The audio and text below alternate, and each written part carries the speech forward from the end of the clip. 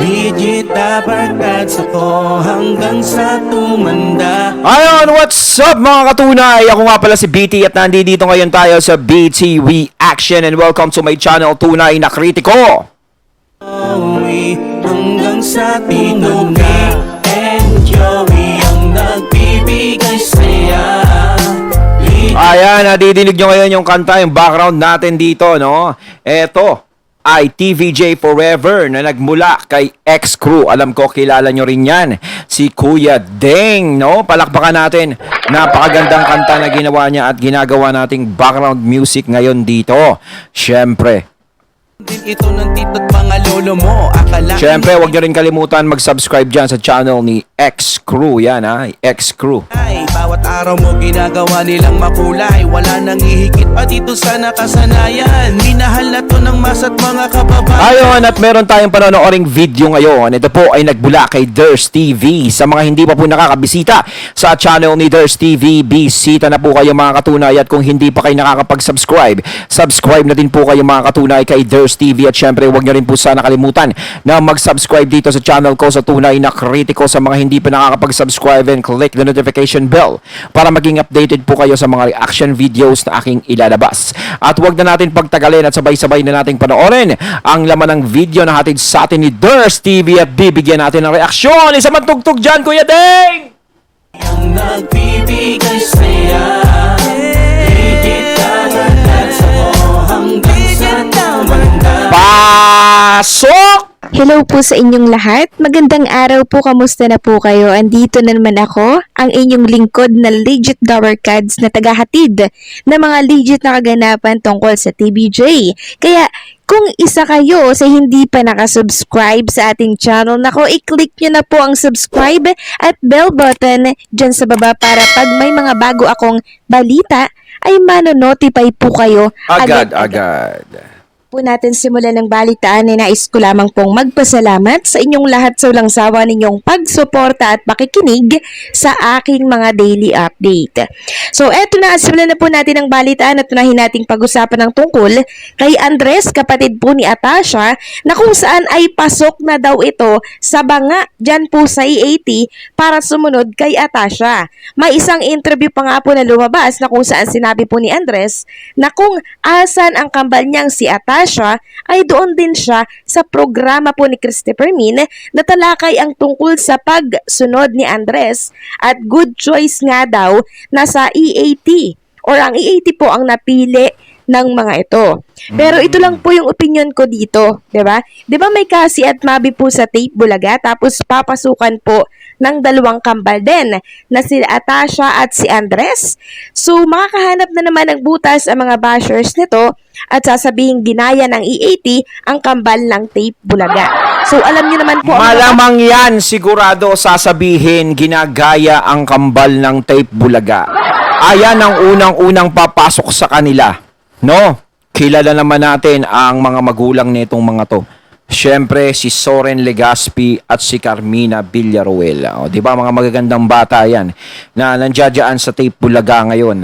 At eto naman ang dalawang anak, no, ni Aga Mulak at ni Charlene Gonzales. Di ba? Tapatan, magpapasok na yung isa, yung lalaki. So, ang mangyayari niyan, parang magtatapatan yan, no? Kung sino talaga. Pero sa akin lang si Atasha pa lang ang pumapasok pero naging matunog na, no? Talagang hinahanap na siya ng mga tao, talagang kabilaan ng nilalabasan niya, no? At talagang nakita natin kung paano mag-shine ang isang Atasha Mulak ngayon. 'Di ba? Siyempre kumpara dito kay Cassie, 'di ba? Medyo hindi masyadong nag-shine masyado. Siyempre alam naman natin yung pinasukan ni Cassie is talagang nagkaroon ng maraming intriga, yung Tape Bulaga. No, siyempre, may talent din naman si Cassie, magaling din naman mag-host kahit papaano.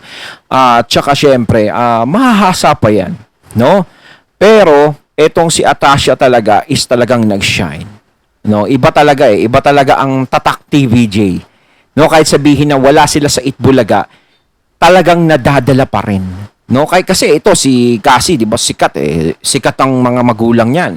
Soren Legaspi tsaka Carmina Villaruel. Oh, si Atasha naman, anak ni Aga Mulak at ni Charlene. Oh, pero kung hindi talaga isang magandang programa ang magdadala sa iyo at hindi tinatangkilik gaano ng tao, siguradong hindi ka gaanong magsha-shine. Gaya ng nangyayari ngayon kay Atasha, nagsha-shine kasi yung E80 ay tinatangkilik ng mga tao.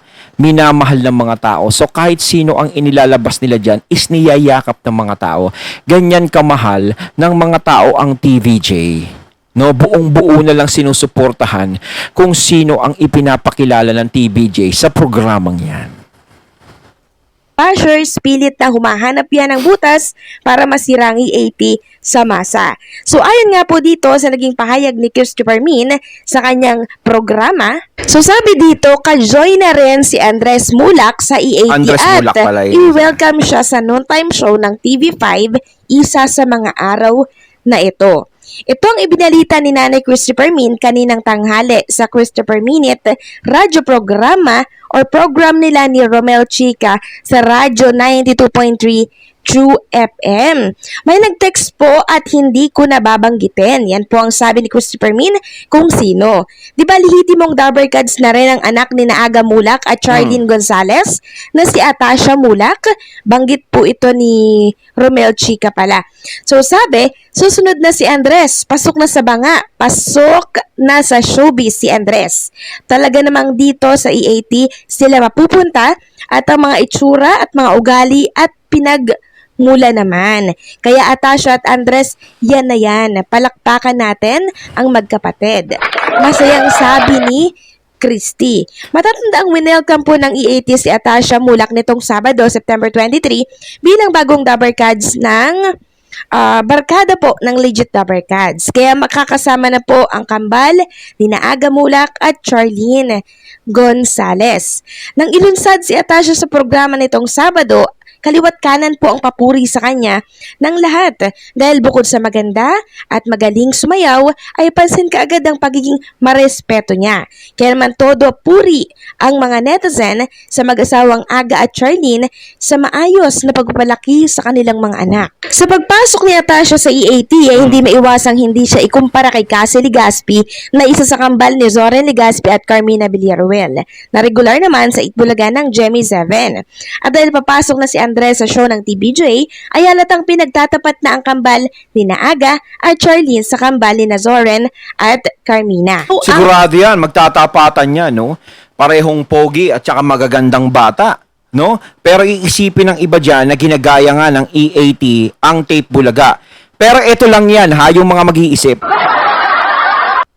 Kung yan lang yung sasabihin yung ginagaya ng tape ng E80, kumpara naman sa ginaya ngayon dyan sa Tape Bulaga, na halos lahat ng segment ng Tape Bulaga parang ginagaya na sa E80. Ang opinion ko po dito, maaring makikita lang po si Andres dito sa E80. Ngunit Okay. hindi siya magiging regular. Okay. Dahil nag-aaral pa po si Andres. Isa pa ang Ayun. TBJ, aware dyan sa mga pwedeng mangyari once na pinasok nila si Andres. Babatikusin na naman sila ng bashers at sasabihing ginaya ang Tape Bulaga. Samantalang pag-usapan Naku, kung iisipin nila, yun nga, daming ginaya eh. E80, yan lang? Big deal na? natin ang tungkol sa scarf issue na natalakay natin nung nakaraan na kung saan kitang-kita naman natin ang ginawa po ni Vice, di ba? Na hinugot yung scarf ni Jong habang live sila sa It's Showtime. 1 year ago na ata yun, na kung saan pangit yun na makita sa telebisyon, Yes, live pa naman. naman, ano? Kasi baka gayahin po ng mga bata, maging biruan nila. Magkukos ito ng disgrasya or violence. Ngayon, nakarating na po ito kay Rendon Labrador, ang balitang ito, at Ayan na! imbestigahan na po ni Rendon sa MTRCB yan. So, nailathala na din ito sa isang pahayagan, kaya panibagong violation naman ito sa It's Showtime. Dako, yari kayo kay Rendon. Yan ang boses ng Pilipinas, mga katunay. Si Rendon. Ayan na, yari na ha. Ang ganti ng api. Po dito sa Abante, basahin po natin. Rendon, pinaiimbestigahan sa MDRCB ang eksena sa Scarp ni Vice at Chong. Pakidagdag sa mga violations kung maaari. Yan po ang sabi ni Rendon Labador. Talaga si Rendon talaga, oh. Talagang gustong dikdikin si Vice, ha? Pinapainit ni Rendon ang ulo ni Vice. Sa kanyang Instagram. Ito ang naging hirit ng internet personality na si Rendon Labador matapos manawagan sa MTRCB na imbestigahan din ang eksena sa Scarp ni Vice Ganda and Hindi na pataasan ng ratings ang uso sa mga noontime shows ngayon, kundi paramihan ng violation. Number 1 pa rin yata ang It's Showtime. Pagdating sa violation, lahat ng award na nakukuha ni Vice. Talagang kay Vice lahat ng tapon eh, no? Kasi si Vice hindi siya gumagawa ng style eh, na yung pang wholesome, no? Parang hindi pang masa masyado yung pagpapatawa ni Vice, dapat gumagawa siya ng pangmasa, no? Kasi kung ikaw talaga is magaling na komedyante talaga, hindi mo na kailangan gumawa ng mga nakaka-violate na na pagpapatawa, yung kitang mabibigyan ng kahulugan na hindi maganda. No, katulad yung hinihila yung scarf, 'di ba? Bawal 'yun kasi makikita ng mga bata yung ganyan, no? Sabihin, ay, okay pala 'yun, no? Tama pala 'yun. Kasi napapanood natin sa TV. 'Di ba? May punto rin si Rendon doon, pero talagang pinag-iinitan ni Rendon talaga si Vice, grabe. Nako, Rendon, ha? Jong Hilario last year. Makikita sa eksena na nagkukulitan sina Vice at Jong kung saan inaayos ng komedya ng Scarp ni Jong pero bigla niya itong hinatak. Sabi po ni Jong Hilario, nalunok ko yung Adam's apple ko ang hirit ni Jong sa ginawa po ni Vice. So parang masakit 'yun. Pinahagi ito ni Rendon sa kanyang Instagram story. Saad niya, hindi na pataasan ng ratings ang uso sa mga noontime show ngayon. Kundi, paramihan na ng violations. Number 1 pa rin yata ang It's Showtime pagdating sa violations. Lahat ng award nakukuha ni Vice. Had po ni Rendon Labador. Dagdag pa niya, MTRCB, pakaimbestigahan nga at pakidagdag sa mga violations kung maaari. Dapat sila ang Talagang tanggalin dinidikdik ninyo ni sa Rendon. internet at hindi ako. So, eto na nga ba yung sinasabi ko, no? Hahanapan ng panatiko ng Showtime ang mali ang EAT. Noong katuloy ang mga nakalampas sa MTRCB na ginawa po ng It's Showtime na sinusuportahan po nilang show. So, walang katapusang halongkatan na po ito. 'Di ba? So, sila kasi yung nagpauna, so hindi sila tatantanan ng mga TVJ supporters. Dagdag kaso na naman 'yan. Maging si Rendon na tinitira po nila ngayon. Ayan, tinitira na din po ang show na kanilang sinusuportahan. Kasi naman, walang May clean na buhok ni Rendon ngayon, ha? Hindi na mahaba. katapusang Ano ba yung latest na buhok niya ngayon? halongkatan po ng issue dito po sa mga noontime show. Konting pagkakamali lang, bibigyan agad ng issue. So, ganyan po sila para lang po masira yung isang show at magkaroon po ng violation. Yun lang. Diba? Ganito po yung ginawa po nila dyan po sa EAT kay Joey De Leon sa lubid-lubid issue. So, ngayon, dahil nag-trending yung lubid-lubid issue na yan, eto ngayon at naungkat yung sa Scarp issue ni Vice at ni Jong. So, mas matindi po itong ginawa ni Vice dito kay Jong na hinatak po yung Scarp. Kaya naman medyo natikli po itong si Jong Hilario. So, dapat hindi po ito nakikita sa isang live show. Lalo na at mga bata po yung mga audience po nila doon. Hindi po ba? Tama. So, maging biro po ito. Oo, talagang maraming batang nanonood ng noontime shows, no? Syempre pag galing sa eskwela, syempre pananghalian 'yan, no? Pag-uwian ng mga bata, nagnananghalian yung mga bata. Kasi ibang mga bata hindi natutulog ng tanghali.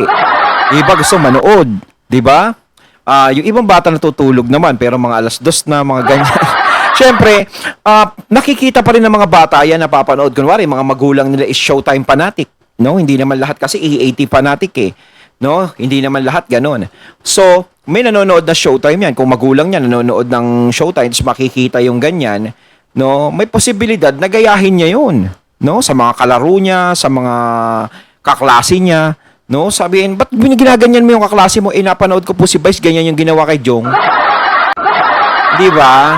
So kapag ikaw talaga nasa noon time, kailangan pinag-iingatan mo talaga lahat ng kilos mo. Kasi masang oras yan eh, pangmasa yan eh. No, noon time show ka. So kung gusto mong gumawa ng hindi maganda na mga green o kahit na anong liberated o mga ganyan-ganyan mga joke, siguro magpalipat ng alas 12 ng gabi. Yun, wala na masyado na nanonood nun. Kasi yung mga bata na napapanood po ito, syempre akalain po nila tama yon. So, once na ginawa po nila yan, syempre ano ang magiging kalalabasan nito? Di po ba aksidente? Oo. Violence? 'Di ba? So, mali po ito. Mas mali ito sa sinabi po ni Joey De Leon na lubid, Yes. lubid, baka nakakalimutan nyo. Kaya naman ang MTRCB, kinalampag po ni Rendon. Ayun, natating natin ngayon ng video na nagbula kay Durs TV. Ayan, si Rendon ay masyadong maligalig. Talagang pinupulbos niya si Vice, talaga pinag-iinitan niya. Siyempre, yung nawala yung Facebook ni Rendon, yung mga page niya, is si Vice yung pinagbibintangan. At talagang para nagbunyi si Vice, no? Nakapag-mass report na ba ang lahat? No? Talagang mababa trip si Rendon, yung pang-inis yun. Kaya eto ngayon, si Rendon talagang binabakbakan din si Vice dahil yung hinuhukay din naman ng iba yung sa lubid issue ni Sir Joey, no? Na marami namang ibig sabihin nun. No, na marami namang kinakapitan ng lubid at hindi naman niya dinemonstrate. Na nakita nga natin sa ginawa ni Vice kay Jong na dinemonstrate pa talaga, no? Kayo mga katunay, ano masasabi niyo tungkol dito? So once again, I'm BT and I'm out. Peace.